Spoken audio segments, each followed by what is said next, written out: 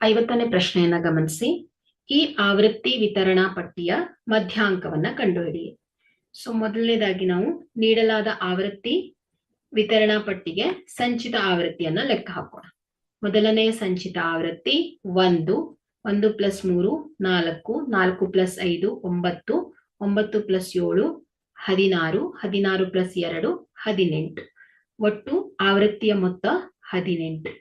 So ಇಲ್ಲಿ ನಾವು ಮಧ್ಯಮ ವರ್ಗವನ್ನ ಗುರುತಿಸೋಣ. n/2 = 18 divided by 2 9. ಸೊ ಸಂಚಿತ ಆವೃತ್ತಿಯಲ್ಲಿ 9 ಅಥವಾ ಅದಕ್ಕಿಂತ ಹೆಚ್ಚಿನ ಮೊದಲ ಮೌಲ್ಯ ಯಾವುದಾಗಿದೆ? 16. ಸೊ ಇಲ್ಲಿ 9 ಅಲ್ವಾ? ಸೊ ಹಾಗಾಗಿ ಇಲ್ಲಿ 9 ಅಂದ್ರೆ 25ರಿಂದ 35 ಮಧ್ಯಮ ವರ್ಗ ಆಗತ್ತೆ. ಎಕ್ಸಾಕ್ಟ್ ಆಗಿ 9 ಸಿಕ್ಕಿದೆ.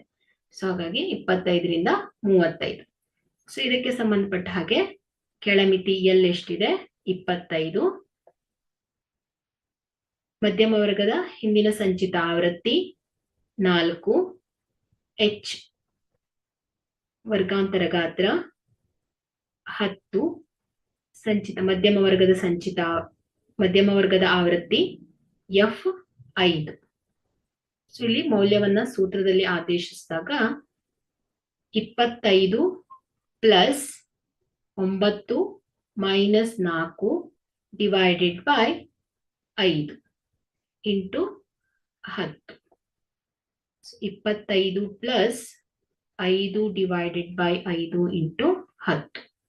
25 + 50 ಡಿವೈಡೆಡ್ ಬೈ 5.